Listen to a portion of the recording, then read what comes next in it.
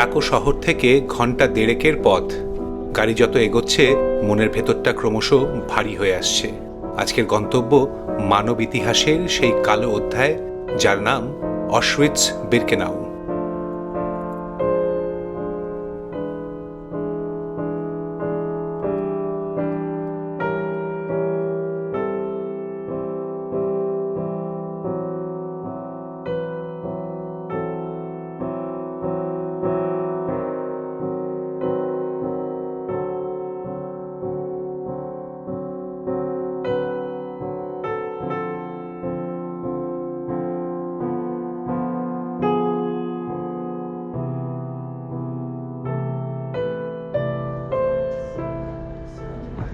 ক্যাম্পের ঠিক বাইরে পর্যটকদের ভিড় থাকলেও এক অদ্ভুত নিস্তব্ধতা চারিদিকে।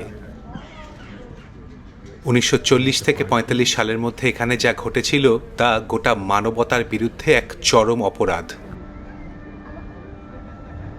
প্রবেশের অনুমতি পাওয়ার এই অপেক্ষাটুকু যেন এক মানসিক প্রস্তুতির সময়।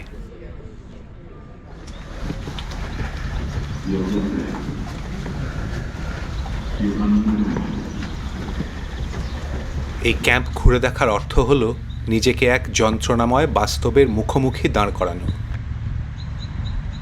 এই যে ভেতরে ঢুকছি সেটা ঠিক পর্যটক হিসেবে নয়, ইতিহাসের একজন সাক্ষী হিসেবে।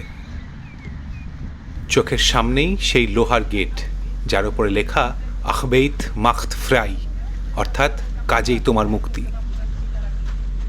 নাৎসি প্রচারের এই নিষ্ঠুর পরিহাসের নিচ দিয়েই একদিন লাখ লাখ মানুষকে মৃত্যুর মুখে ঠেলে দেওয়া হয়েছিল। এই গেট দিয়ে ঢোকার সময় পায়ের নিচে প্রতিটি নুড়ি পাথর যেন এক একটি যন্ত্রণার সাক্ষী দিচ্ছে। এটি কেবল মিউজিয়াম নয়, এটি পৃথিবীর বৃহত্তম সমাধিস্থলও বটে। ভেতরে সারিবদ্ধ লাল ইটের সব বাড়ি। বাইরে থেকে দেখলে মনে হতে পারে কোনো সাধারণ ব্যারাক, কিন্তু এই দেওয়ালগুলোর আড়ালে লুকিয়ে আছে অবর্ণনীয় অত্যাচারের ইতিহাস। প্রতিটি ব্লক আজও একটি নীরব সাক্ষী হয়ে দাঁড়িয়ে আছে।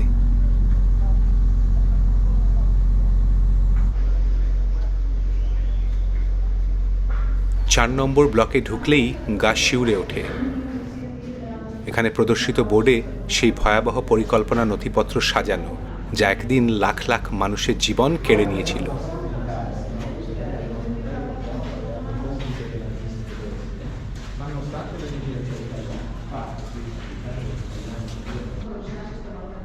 এই কক্ষগুলো আমাদের মনে করিয়ে দেয়, যখন মানুষের বুক থেকে সহমর্মিতা হারিয়ে যায় কিংবা অসহিষ্ণুতা সমাজকে গ্রাস করে, তখন তার পরিণামটা হতে পারে কতটা ভয়াবহ। এটা বোধহয় কেবল ইতিহাসের শিক্ষা নয়, বরং বিচার বুদ্ধি হারিয়ে ফেলা এক উন্মাদনার দলিল। ঠিক পাশেই 5 নম্বর ব্লকে সাজিয়ে রাখা আছে হাজার হাজার দৈনিক ব্যবহারের জিনিস। কাঁচের ওপারে স্তূপাকৃত হয়ে আছে অসংখ্য ক্রাচ, লাঠি, থালা, বাসন। কোথাও বা পাহাড় সমান জুতোর স্তূপ, আর তারপরেই সারি সারি ব্যাগ ও সুটকেস।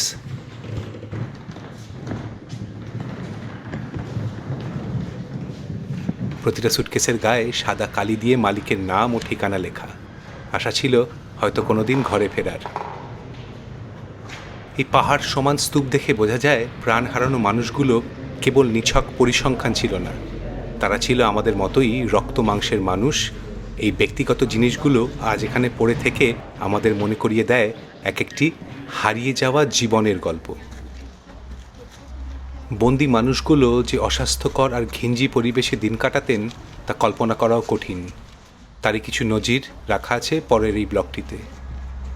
দেওয়াল জুড়ে বন্দীদের সারিবদ্ধ ছবি, চোখে মুখে এক অদ্ভুত শূন্যতা আর আতঙ্ক। মৃত্যুর আগে অবধি তাদের প্রতিটি দিন কাটত চরম অনিশ্চয়তা আর অপমানে।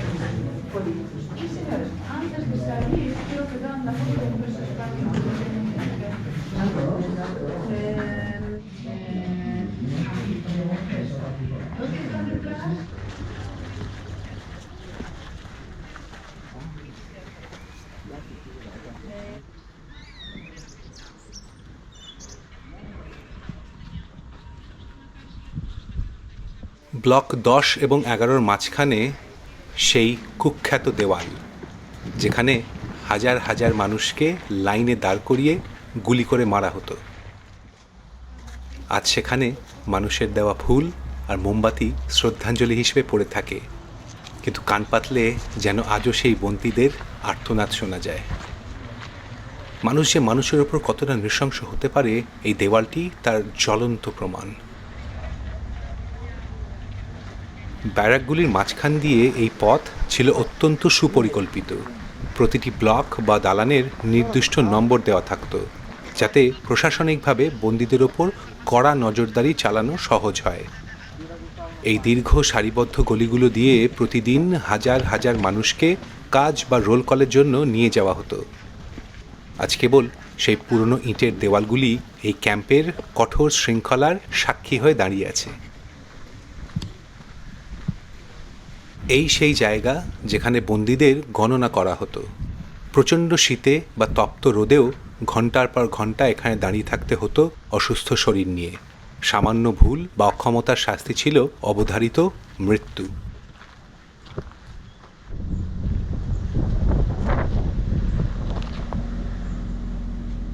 পুরো চত্বরটা ঘিরে রয়েছে ডাবল লেয়ারের উঁচু কাঁটাতারের বেড়া। এই বিদ্যুতায়িত বেড়াগুলো কেবল ক্যাম্পের সীমানাই ছিল না, ছিল জীবনের শেষ সীমানা। এখান থেকে পালানোর চেষ্টা ছিল প্রায় অসম্ভব। মাঝে মাঝে দেখা যায় ওয়াচ টাওয়ার, যেখান থেকে দিনরাত চলত সশস্ত্র প্রহরা। এই লোহার খাঁচার ভেতর একবার বন্দি মানেই বাইরের পৃথিবীর সাথে সমস্ত যোগাযোগ বিচ্ছিন্ন। পালানোর চেষ্টা তো দূরে থাক, শুধুমাত্র টিকে থাকার আশাটুকুও নির্জীব নিস্তেজ হয়ে যেত।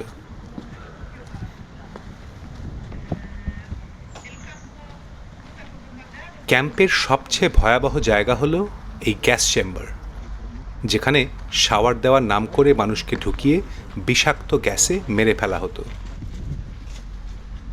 ঠিক তার পাশেই ছিল শ্মশান, দিন রাত জ্বলত চিতা।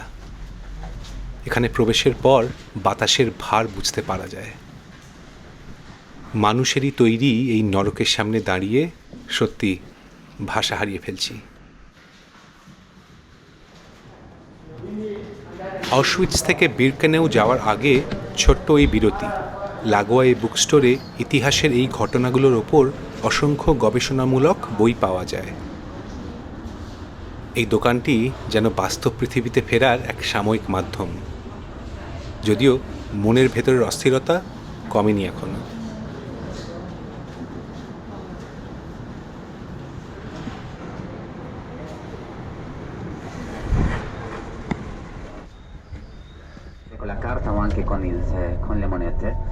অশউইটস ক্যাম্প নাম্বার 1 থেকে সামান্য দূরে অশউইটস 2, যার আরেক নাম বিরকেনাউ।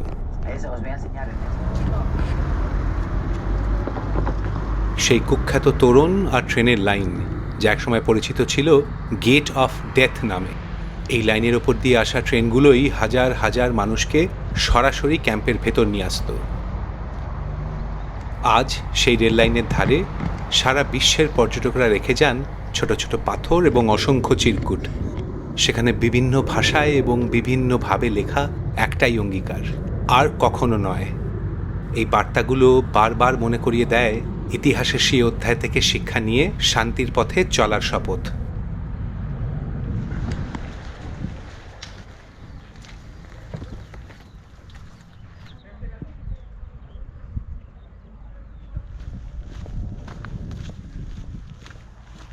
ইতিহাসে আমরা অনেক যুদ্ধ আর রক্তক্ষয় শুনেছি, কিন্তু এখানে যা ঘটেছিল তা এক বীভৎস ইন্ডাস্ট্রিয়াল স্কেল বা পদ্ধতিগত গণহত্যা। মানুষের মর্যাদা এখানে ধুলোয় মিশিয়ে দেওয়া হতো।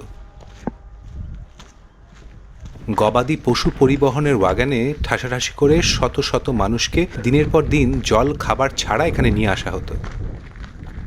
যখন ট্রেনের দরজা খোলা হতো, দেখা যেত দীর্ঘ যাত্রার ক্লান্তি আর শ্বাসকষ্টে অনেকের প্রাণ ততক্ষণে শেষ হয়ে গেছে। রেললাইনের ধারে আজ একা দাঁড়িয়ে থাকা এই ওয়াগনটি সেই অমানবিকতার নীরব সাক্ষী। এই শান্ত নির্জনতার মাঝে জংধরা চাকা আর কাঠের পাটাতনগুলো যেন আজও সেই লক্ষ লক্ষ মানুষের হাহাকার আর শেষ যাত্রার গল্প বলে যায়।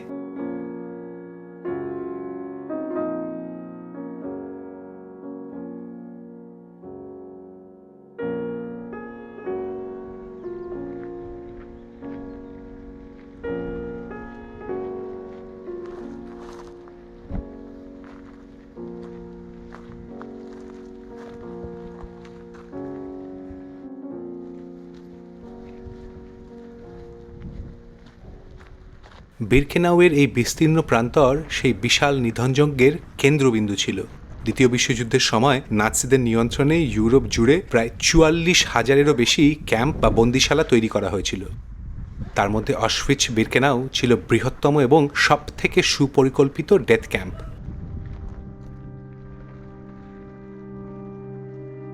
আজ এখানে শুধু সারিবদ্ধ চিমনি আর ধ্বংসপ্রাপ্ত কাঠামোর কঙ্কাল দাঁড়িয়ে আছে। যুদ্ধের শেষ দিকে যখন সোভিয়েত ইউনিয়ন বা রেড আর্মি এই অঞ্চলের দিকে অগ্রসর হতে শুরু করে, তখন অপরাধের প্রমাণ লোপাট করার জন্য নাৎসিরা অনেক ব্যারাক ও গ্যাস চেম্বার ডায়নামাইট দিয়ে উড়িয়ে দেয়। 1945 সালের 27শে জানুয়ারি যখন এই ক্যাম্পটি মুক্ত করা হয়, তখনই বিশ্বের সামনে উন্মোচিত হয় এই অকল্পনীয় নির্মমতার প্রকৃত রূপ।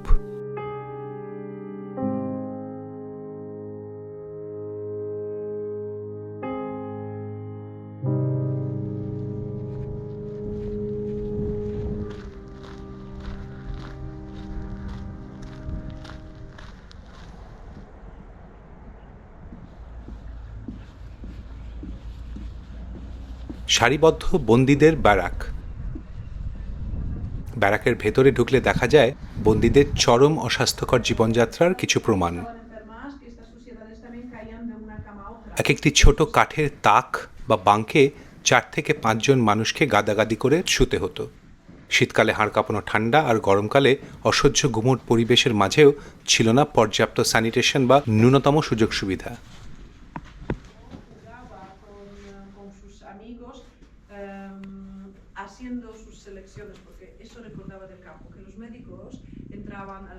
এই সবের মধ্যেই চোখে পড়ে দেওয়ালের গায়ে রয়ে যাওয়া কিছু বাচ্চাদের আঁকা ছবি। তাদের চারপাশের এই রূঢ় বাস্তবতার মাঝেও পেন্সিল বা রঙের সাহায্যে নিজেদের চেনা জগতের প্রতিচ্ছবি ফুটিয়ে তোলার এক প্রচেষ্টা।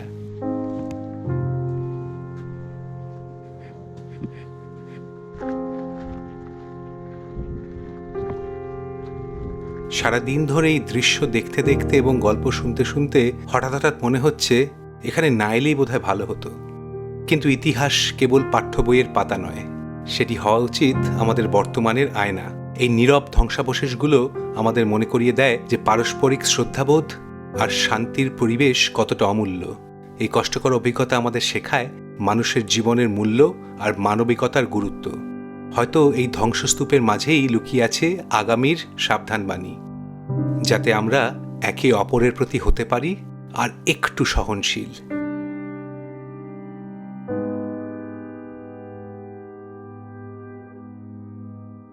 ভীষণ এক ভারাক্রান্ত মনে ক্যাম্প থেকে বিদায় নিলাম। মানুষের তৈরি করা এই অন্ধকার ইতিহাস বয়ে বাড়ানো সহজ নয়। এবারে সময় মনটাকে একটু শান্ত করার, একটু অন্য কিছু ভাবার। ক্রাকো শহরে ফিরে সোজা চলে গেলাম ভিস্তুলা নদীর ধারে। প্রকৃতি বোধহয় মানুষের শ্রেষ্ঠ নিরাময়কারী। নদীর বয়ে চলা জল যেন বলছে সময় বয়ে যায়, ক্ষোভ মিটে যায়, শুধু থেকে যায় শিক্ষা। এই শিক্ষার পাঠ মনের মধ্যে রেখেই আবার বেরিয়ে পড়া জীবনের ছন্দে। নদীর ধারে সারি সারি টিকিট কাউন্টার, হাতছানি দিয়ে ডাকছে ভিস্তুলা নদীর বুকে একটা বোট ট্যুর।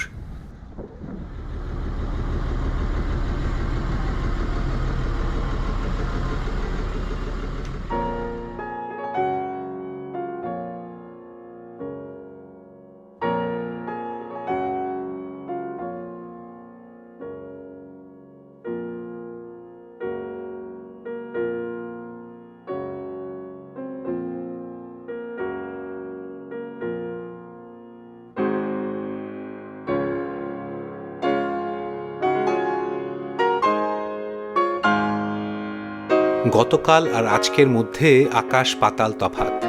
পৃথিবীটা বড় অদ্ভুত। একই সঙ্গে এখানে চরম নৃশংসতা আর অপরূপ সৌন্দর্য দুই বিদ্যমান। আমাদের দায়িত্ব হলো ঘৃণা নয়, বরং ভালোবাসার পৃথিবী গড়ে তোলা। অশউইৎজ আমাদের যে শিক্ষা দিয়ে গেল তা যেন আমরা কোনোদিন না ভুলি। আগামী দিনগুলো হোক উজ্জ্বল আর শান্তিময়। আজ এইটুকুই। দেখা হবে আবার নতুন কোনো গন্তব্যে।